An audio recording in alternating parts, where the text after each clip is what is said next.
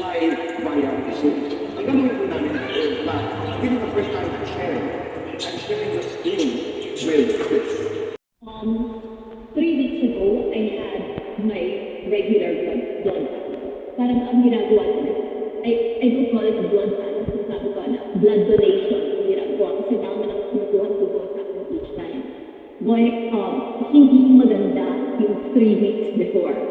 And Dr. John Valterio, who is a physician in UCLA, and he actually does very complicated surgeries. Gumagawa siya ng mga lung transplant because namaning ko from my autoimmune illness na Sjögren's. That is because may comorbidity na ako, tapos pinamanap ng COVID while in Houston when we first arrived here. Siya baling lead physician ko together with a rheumatologist, si Dr. Khan. They're both from UCLA.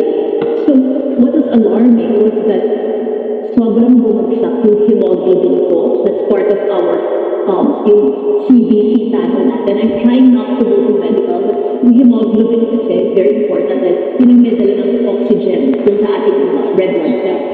I fell to below 9. It was the first time na nag-8.7 ako. In other words, kung nasa Pilipinas ako, binibigyan na sana ako ng blood transfusion. And when you have autoimmune, ang tinitingnan mo doon, yung inflammatory panels. That means kung ano yung mga namamaga sa loob namin. Well, doble the first time. And he was so worried because when you have Sjögren's, yung blood vessels natin, yun yung tinatamaan. They become inflamed. So naghihirapan yung dugo na dumalay sa katawan mo.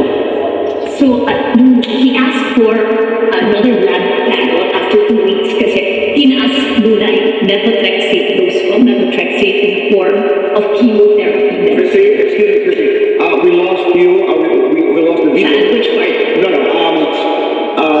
We have problems with the video. We'll just try to fix it. But we are still on air. We're still on air. Did you hear my voice? Yes, we can hear your voice. Sige, pwede mo kinuha, Chrissy. We can hear you. Yeah. Kasi right now, meron akong chemotherapy, which is an immunosuppressant, that's methotrexate. A lot of Filipinos would know kung ano pinag-uusapan ko. And then I am also taking Dupixent. Isang problema yan because that is not readily available sa Pilipinas. Wala siya. They have no FDA. Wala pa sila, hindi man sila nag-apply. And unfortunately for me, that's also not available in Singapore. Bumalik ako boy dun sa inumpisahan sa Houston, that's Nocala, N-U-C-A-L-A, that's the brand. Yeah, and unfortunately also, sinisip ko na po, si Alvin napansin, I apologize. Napansin, Nocala is available in Singapore, pero wala pa siyang FDA na kahit man lang nag-apply, wala sila sa Pilipinas. Okay. So right now, 2 of the 3 medicines I'm on hindi available sa Pilipinas. That picture that we're showing right now, yung magang-magayang sa pako at marami akong rashes, I sent that to you because unfortunately, meron akong pang-5 na autoimmune condition na nag-hello ngayon. If you'll allow me, pangangalanan natin, I'll start with October of 2018, na-diagnose ako with autoimmune thyroiditis and yung chronic spontaneous urticaria. Yun you're familiar with because nakikita mo na minsan papasok ako na puno ng pantal yung buong katawan and meron akong mga, after that, malalaking mga kasas. So that was something I went through and it was being treated already in 2022 via Xolair, another biological na gamot. But then, it was in April of 2022 na lumala and na-diagnose yung Sjögren's. Yun na yung pinaka-kontrabida sa buhay ko. Itong Sjögren's, okay. Yes, another name for it, if they will Google, it's EGPA, pero pinadali ko na lang dahil ang hirap i-memorize yung EGPA what it stands for. Ang problema, boy, is that it was diagnosed nung nasa phase 3 na ako. And that's the last phase. That means na... Ano yung pang-5 autoimmune na sinasabi mo na-discover mo lang? Nung nakita, if you can see, that's a butterfly yung pinakita niyong litrato kanina, ayaw pang bigyan ng direct classification ng mga doktor, but it's a toss-up boy. Because of the physical manifestations, ang ibig sabihin ito yung mga pinapakita ng katawan ko, and because I have very low hemoglobin, I have fluctuating blood pressure, nagsisimula na yung, hindi, pinakita ko sa'yo pero I asked na will I share more, medyo graphic talaga yung pamamaga ng mga tuhod ko at yung mga buto-buto na naglalabasan. It's right now, they're classifying it as an autoimmune mixed connective tissue disease. Falling under that boy is either SLE or lupus, na mas kilala, or it could be rheumatoid arthritis. Pero babalikan ko, hindi natin nabanggit na nung nasa Houston ako habang hindi pa gumagaling from COVID because I was a long haul patient. I had it for more than 3.5 weeks with all the symptoms. Nangyari was I got a fourth diagnosis. Meron ako ng Kris syndrome. It's, the other word for that, or the other term is diffuse scleroderma. And nakakatakot yun, boy, kasi ang inaatake naman nun, yung ating lungs. Pwede kang magkaroon ng, pagkatapos ng episode na ito, marami nang pwede maging doktor sa Pilipinas. You can get pulmonary hypertension from that, meaning na ang hypertension pala hindi lang sa puso, pwede rin mangyari sa ating mga, it's my right lung boy, na nung gumawa kami ng buong chest and up to the stomach na CT scan, nakita nila meron na akong maliliit nodules at tama, meron mga parang kung ito yung lungs ko, parang may mga scratch marks na makikita, parang may mga sugat na dahil na hirap na yung right lung dahil until now, part of Schurz-Strauss is that you have this persistent dry cough at nagkaroon ako ng adult onset, meaning may na matanda na ako, ngayon ako nagkaroon ng asthma. Okay. And right now na nag-uusap tayo, binigyan ako ni Alvin at Phoenix, nag-sinusitis na ako, bigla siya nagsimula. Chrissy, itong lahat na nangyayari sa iyong katawan, paano na-apektuhan ang puso? In a language ba, maiintindihan namin. Kumusta ang lagay ng iyong puso? Okay. Ang nangyari kasi is that yung our heart, diba, is surrounded by muscles para maprotektahan yung puso. Yung muscles na yun that are surrounding my heart, magang-maga sila. Parang boy, alike nila na parang mas maintindihan ng mga tao. Kung naglalaro ka ng sports, well, mga Pilipino tayo, basketball. Kung natapilok ka habang naglalaro o nanipa sa'yo, matulog ka, normally, you pray that it's not a fracture, it's just a sprain. Pero kung yung sprain na yun, nangyari sa'yo, ano mangyayari? Mamamaga ng todo sa labas. Yung sa akin, pamamaga, hindi lang sa labas ng puso, kundi lang sa middle layer. And the problem there is, my heart has to work. Kung yung sa'yo, normal na kailangan siya tumibok para makahinga ka, makagalaw ka, gumawa ka ng mga normal activities. Tapos yung heart rate mo will be, for a normal person, in the 70 to probably 90 range. Ako, boy, maglakad lang ako papunta ng banyo or mag-attempt ako dahil sinusubukan ko talagang magdagdag ng timbang. Biglang mag-tinest na ako because I have a cardiac monitor dito sa bahay. Biglang ang heart rate ko, 120. May point na umabot na dahil nagtagal ako, na-enjoy ko yung bathtub, tapos nung nagbanlaw ako, it was 146. Chrissy, gaano ka delikado? I could have a stroke at any time. I could, kasi I have to relate this because of genetics. Ang lolo ko sa side ng dad ko, yung original na binito na sa Aquino, he was 55 years old when he had a massive heart attack and cardiac arrest. He died in my dad's arms. And dad ko at the time was only 15 years old. Right. And that's only 2 years older than me. And the reason nakapunta kami sa Boston dati, my dad had his heart attack At 47. 47 years old, and not many people know that before Noy died, he that was exactly 5 weeks bago siya namatay. So, sa side ng dad ko, matindi yung sakit na pagkakaroon ng cardiovascular disease. Dito kasi medyo plays a role, di ba? I would have been okay, boy, kung hindi ako nagkaroon ng autoimmune. Okay. But we do remember that we were still doing our night show. I had a big scare because sunod-sunod yung shooting, and I remember hindi ako umabot sa show natin na nagsuka ako ng nagsuka, tapos I had to be brought to the ER at the time Medical City. And I know that this is the year 2015, ghost month, unfortunately. Dumating ako sa Medical City, ang BP ko was 170/110. Umabot ito ng 200/120. So, at that time, I was only 44. So, meron na talaga akong I remember risk. Yes. I remember. But I was fine already because I was treated for this in San Francisco December 2016. So, I was fine. Yung panahon na yun. It was only nagka-problema na naman after COVID. Okay, kasi we have 7 minutes left. I should have a couple of questions para sa ating mga kababayan. The next 6 months are crucial.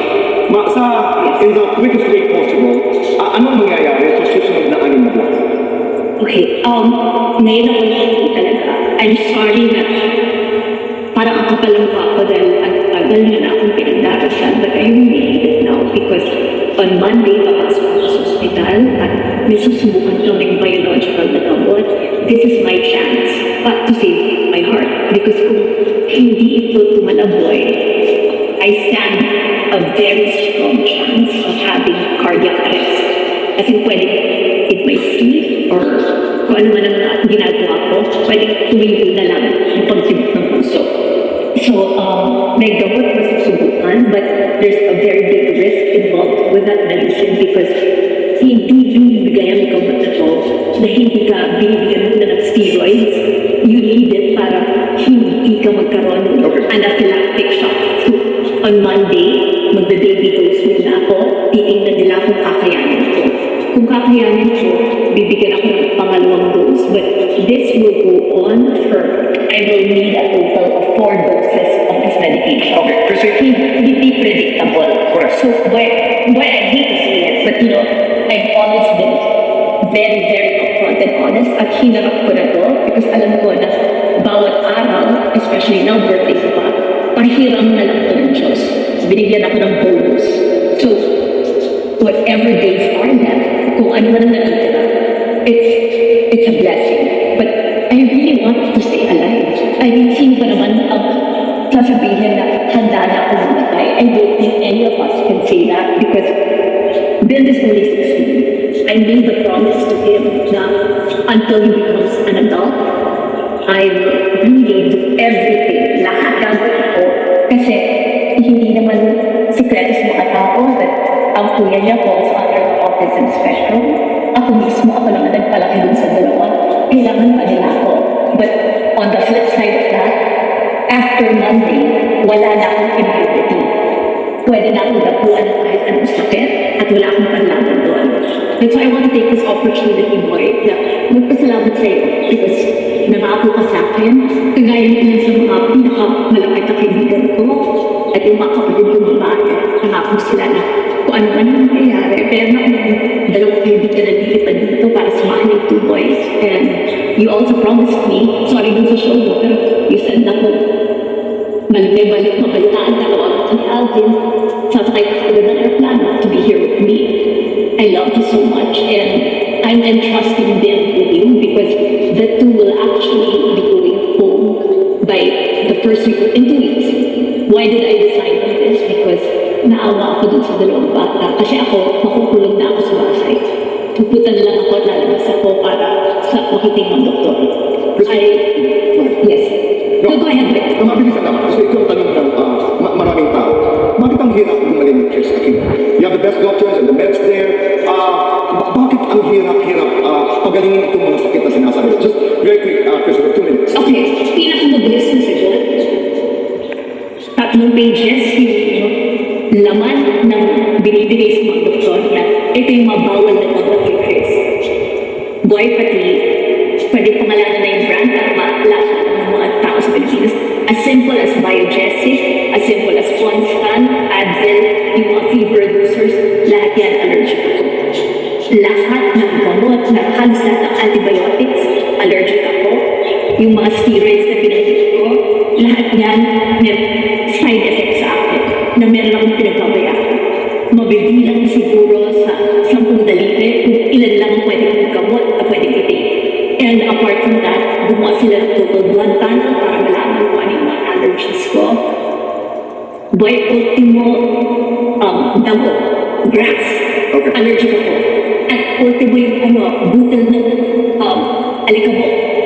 At pag nahihinig ako yan, at hindi naka-purify yung hangin, hindi ko ito kaartihan, totoo, naninitip na, nag-a-asthma. I understand, Kris. I get your point. Ang daming hindi pwedeng gamitin sa akin. Right. Kumbaga, ito na lang.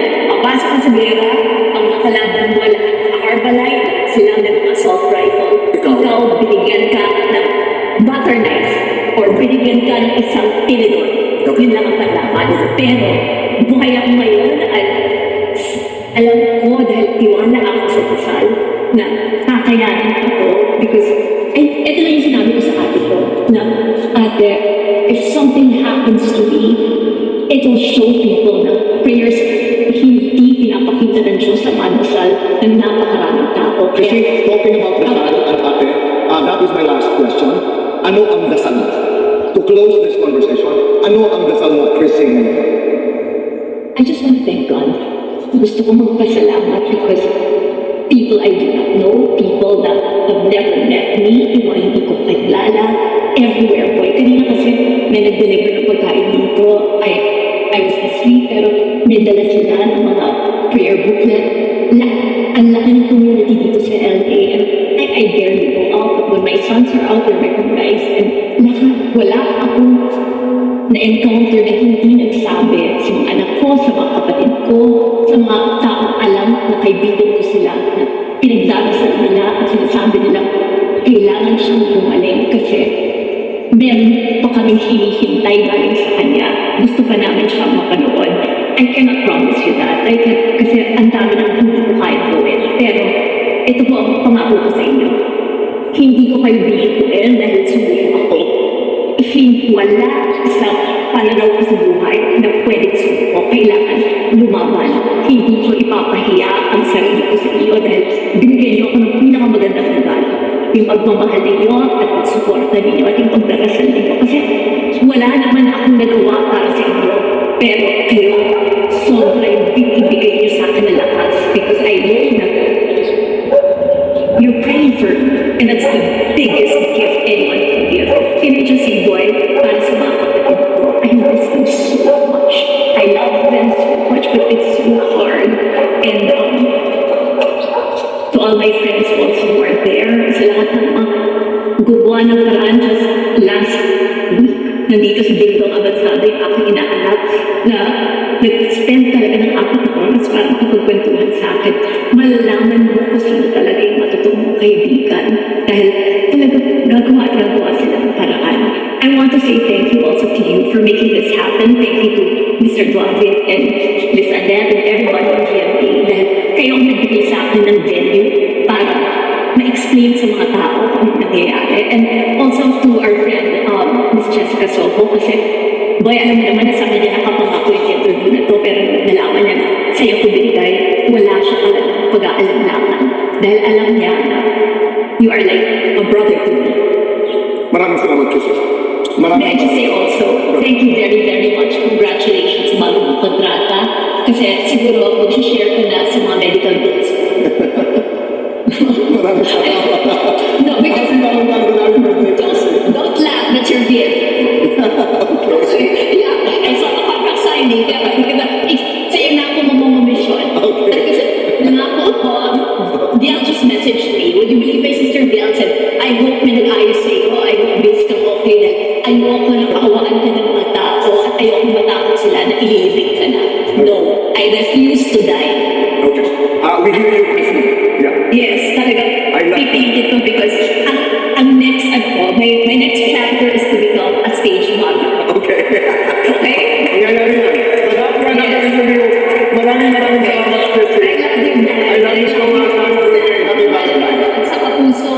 maraming salamat. Maraming.